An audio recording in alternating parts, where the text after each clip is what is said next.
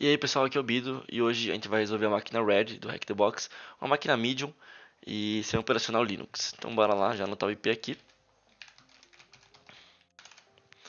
Já vamos fazer aí o Rust Scam de sempre, já está salvo aqui no meu histórico.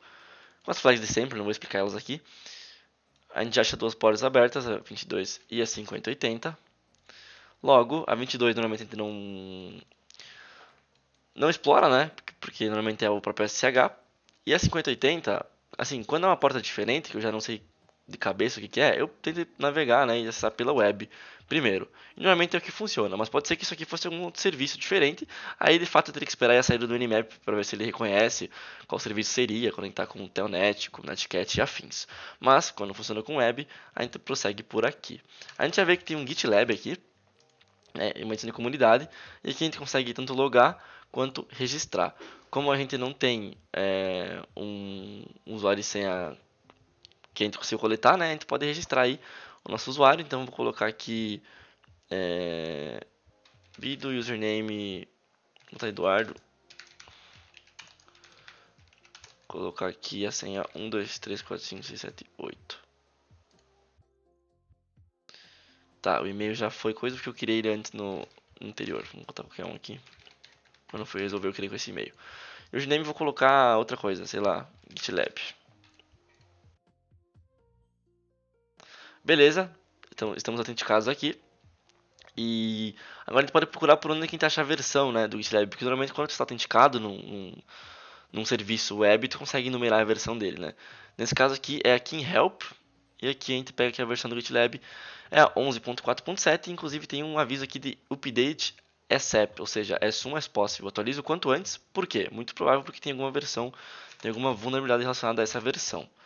Se a gente pesquisar no Search Exploit pelo GitLab 11.4.7, que é essa versão, a gente acha aí dois exploits existentes. Eu tentei utilizar esses exploits, eu não tive sucesso. Eu já vi pessoal, né, eu dei uma olhada nos walkthroughs e a galera consegue usar, só que são walkthroughs antigos, um pouco velhos. Então talvez mudou alguma coisa na máquina que não deixe esses exploits serem passíveis de funcionar. Aí a questão que é, quando o exploit do Search Exploit não funciona, eu tenho uma tendência a pesquisar ele na internet mesmo para ver se eu acho algum GitHub. Normalmente tem um exploit no GitHub que funciona. Então vamos pesquisar aqui, ó, e pesquisar exploit do lado desse cara. E aqui a gente acha um GitHub que eu mesmo que já acessei, né? Então aqui eles exploit fixed, né? Então talvez tenha alguma coisa, alguma adaptação que tem que fazer no exploit. Então, inclusive dá até pra gente comparar, né? Se a gente quisesse ver se realmente a gente identifica. Vou fazer isso aqui em tempo real com vocês para ver se identifica isso. Criar um exploit.py, copiar e colar aqui e pegar o primeiro aqui, ó, e dar um search exploit "-m".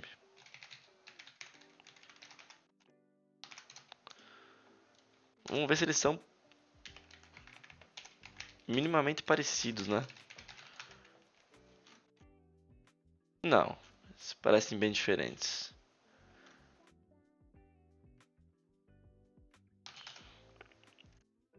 Eles são bem diferentes, mas tem o payload aqui que é parecido.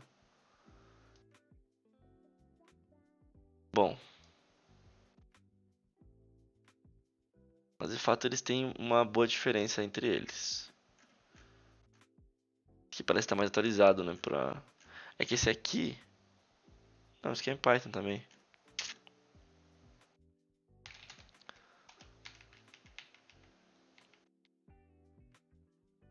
Que como eles estão no path de Ruby, talvez eles funcionem melhor com o Metasploit, que a gente não quer utilizar. Então vamos lá, vamos chamar aqui o exploit.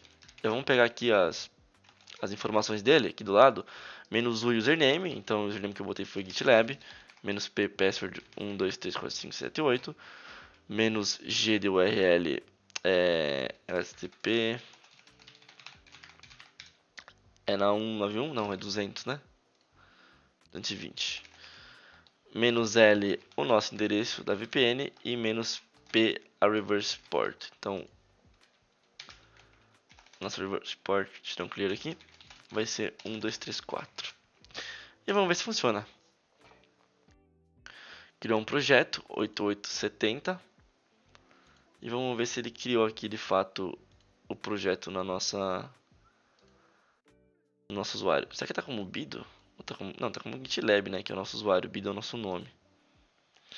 Criou o projeto, então conseguiu autenticar, mas a reverse não veio. Aparentemente está tudo certo, né? 10, 10, 14, 11. 1, 2, 3, 4, 1, 2, 3, 4. A reverse não veio. Vou tentar mais uma vez, só por... Se não me engano, não foi esse exploit que eu utilizei, tá? Foi outro, na real. Deixa eu pesquisar exploit e ver se eu acho o exploit que eu acabei utilizando. Ah, tem dois aqui, né? Eu entrei nesse antes. Eu acho que é esse aqui que eu utilizei. E esse aqui de fato não funcionou. É esse cara aqui, esse pá. Então, aqui tem a explicação, né, da VUM, que envolve SSRF com SRLF. Se não me engano, isso aqui é aquela VUM de quebra de linha, não é? Modificando um parâmetro no URL.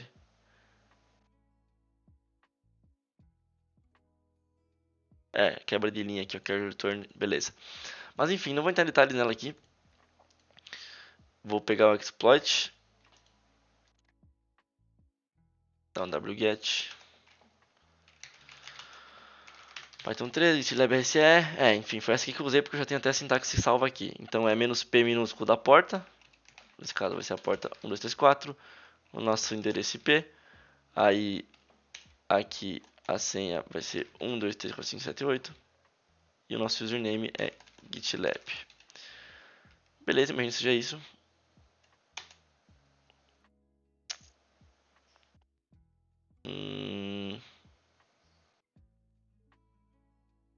Eu acho que eu copiei errado, né?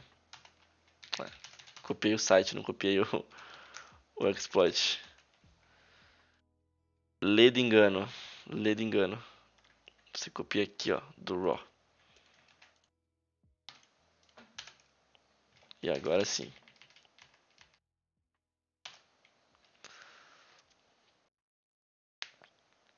Logou com sucesso, tá rodando o exploit. Ó, parece que ele é um pouco mais complexo. Tá, tem que startar um servidor HTTP no diretório atual. Então vamos lá. Muito provável porque a gente vai subir uma shell, né? Ele já criou uma shell.py, que é uma reverse shell com Python, e ele vai subir essa shell. Por isso que tem que subir aqui o diretório, né? Tem que subir um servidor para ele conseguir baixar essa shell.py. Então subir, baixa shell.py para o servidor usando wget, tá? Tem que fazer isso. E depois a gente pode executar. Então já pegou aqui a shell.py. Deu um erro, mas ok. Vamos repetir aqui o exploit, porque agora ele baixou lá para a máquina, basta a gente executar. Então, yes. E agora vamos executar a shell.py. E voilá, conseguimos aqui a nossa reverse shell. Bacana, aqui já crashou de novo. Isso aqui pode fechar. Export term gosh term. Mas tem Python 3? Tem.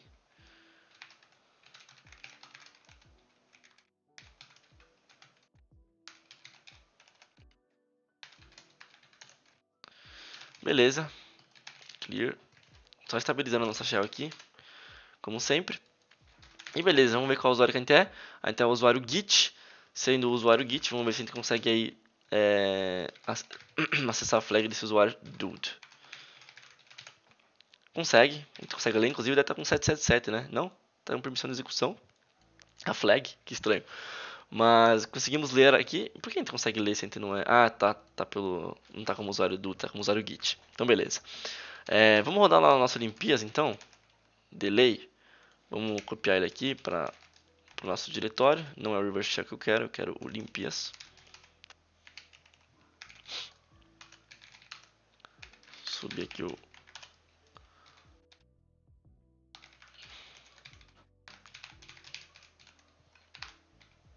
Não precisa especificar a porta, que eu já especifiquei que é 80 lá. Beleza, subindo Olimpias. Permissão de execução.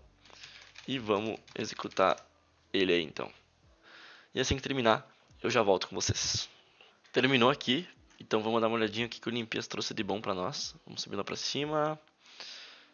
Pelo visto teve bastante output. E bora lá. Bom, trouxe aqui uma potencial vulnerabilidade para essa CVE aqui, mas isso normalmente a gente descarta de começo. É sempre bom anotar se aparecer nessa corzinha aqui, que é bem provável que seja vulnerável, mas mesmo que apareça naquela cor, às vezes não é o propósito da máquina ser vulnerável a alguma CVE que saiu em 2022, sendo que a máquina foi lançada antes disso, né? Que mais? Vamos ver se a gente bate o olho em alguma coisa interessante. Aqui tem algumas sugestões do LS, do Linux Exploit Suggested, que a gente acaba ignorando também. E uma coisa interessante aqui, se isso é uma máquina virtual, sim, é um Docker. Então a gente já sabe que está dentro de um Docker. E então muito provável que a gente vai ter que fazer algum Docker Escape ou algo do tipo, certo? Aí aqui ele pega algumas informações do container, isso é um Docker. Se é um Docker se a gente está como root nesse Docker e tal, não. Breakout via mount. Tem um yes aqui que eu realmente não sei o que é, do que se trata. Release agent breakout 1 yes. Talvez tenha alguma coisa a ver com Docker Escape. Que mais? Aqui tem as capabilities do container. Então tem bastante coisa aqui que talvez a gente possa explorar. Então a gente pode até anotar aqui, ó, look for capabilities.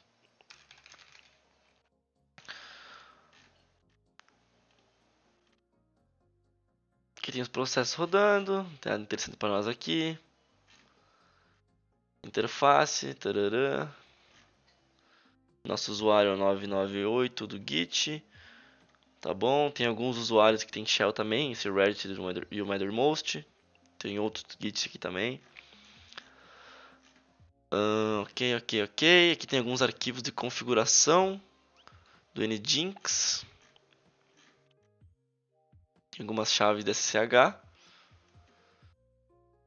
Ok.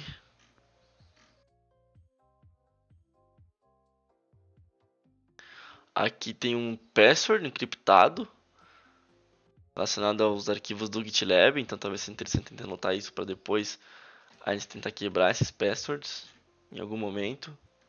No caso tem bastante password aqui, ó, inclusive do nosso usuário. Mas eu não vou anotar eles aqui porque a primeira vez que eu fiz o limpeza eu anotei tudo, achando que tinha que quebrar alguma coisa assim, mas não é esse o caminho que a gente tem que seguir. Ok, vamos descer um pouco mais rápido, que tem um monte de arquivo que não é do nosso interesse. E o que vai ser do nosso interesse aqui? Mais uma vez apontou as capabilities, inclusive apontou esse capshawn como uma vulnerabilidade. Sim, esse capshawn é uma vuln, sem conseguir utilizar ele. Tem um jeito de explorar ele. Se a gente pesquisar aqui capshawn privilege escalation, a gente vai achar uma forma. Só que se você tentar, não vai dar certo porque a gente não tem essa o nosso usuário não tem essa capability, quem tem essa capability é o usuário root nessa máquina aqui, tá? Inclusive, se a gente tentar identificar aqui, ó, as capabilities com esse comandinho aqui, que é o que a gente usa, a gente não vai conseguir, quer ver? Não vai retornar nada para nós, ó, que não tem nenhuma capability.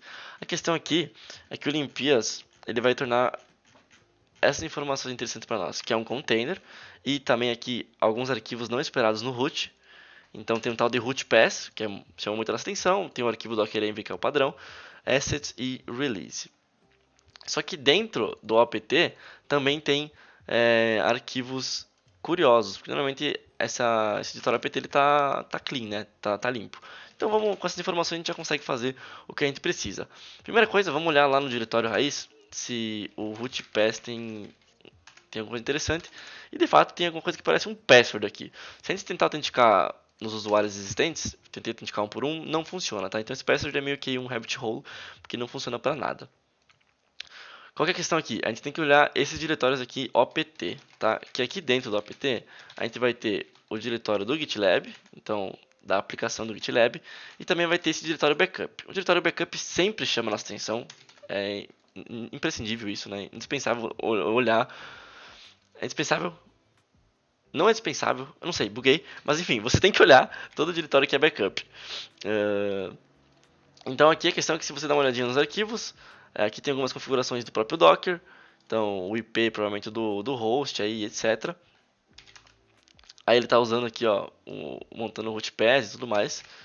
Se a gente olhar no GitLab Secrets, que tem a palavra secret chamando a atenção também, tem algumas RCAs aqui, que a gente também não vai acabar utilizando. E por último, no arquivo gitlab.rb, a gente encontra um password aqui dentro, certo? A gente vai encontrar esse cara aqui, ó. Vamos ver se eu acho manualmente aqui, que não foi o jeito que eu encontrei. Vamos ver se a gente bate o olho e acha. Sou péssimo nessas coisas, sempre deixo passar elas.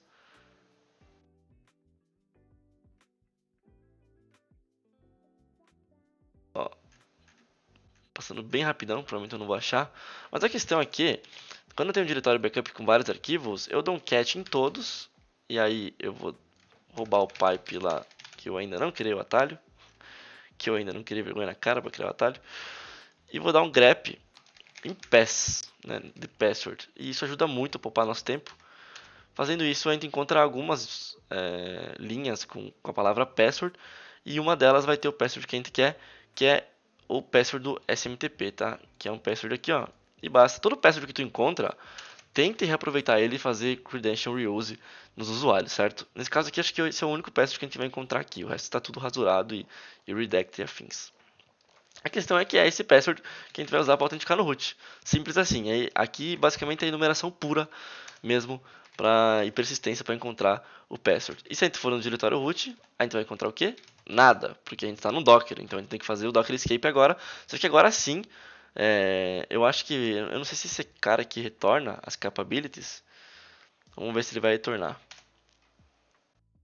Acabou que não retornou, mas se a gente der um cap sh print, a gente consegue ver as capabilities que a gente tem nesse Docker aqui. E a gente tem algumas, inclusive aquelas é, que o próprio Limpias trouxe para nós. A diferença é que como a gente está como root aqui, a gente consegue mexer nas partições de montagem dessa máquina. Então se ele dá um fdisk-L, por exemplo, a gente consegue ver que tem algumas partições aqui, e uma delas é o Linux File System, que se é um Linux File System, não é o nosso Docker, né? É o File System root, então que é para onde ele tem que escapar. Nesse caso aqui é o device e tal, então vamos criar aqui um diretório lá dentro do MLT para montar esse cara, chamado, sei lá, root. E agora a gente monta esse diretório, então se não me engano é mount, aí dev cda2 e o diretório que a gente quer montar, algo assim. E agora a gente acessando esse diretório, a gente tem montado aqui o diretório raiz, né? No caso, o hospedeiro, que está hospedando o nosso container. E aqui dentro a gente consegue acessar o root e logo a gente consegue ler a flag. Certo, pessoal? Esse trickzinho de montar eu achei no próprio Hacktricks. Se tu pesquisar Docker Escape, Pentest, algo assim, já vai vir aqui o Hacktricks, né? Falando um pouco sobre Docker Breakout e Previous Escalation. E em algum momento aqui, logo no começo, eu acho, ele ensina a usar o que print para ver as permissões e também ensina a montar aqui, ó, montar o disco. Então tu dá o fdisk, tu identifica qual que é o disco que contém aí o hospedeiro e depois cria um diretório e monta ele. Nesse caso a flag "-p", caso o diretório mnt não existisse, certo? Mas como ele existe, não precisou usar "-p". Certo, pessoal? É isso aí então. Muito obrigado por assistir até aqui. Qualquer dúvida, só deixar no comentário do YouTube ou me chamar no LinkedIn. Valeu, falou e até mais.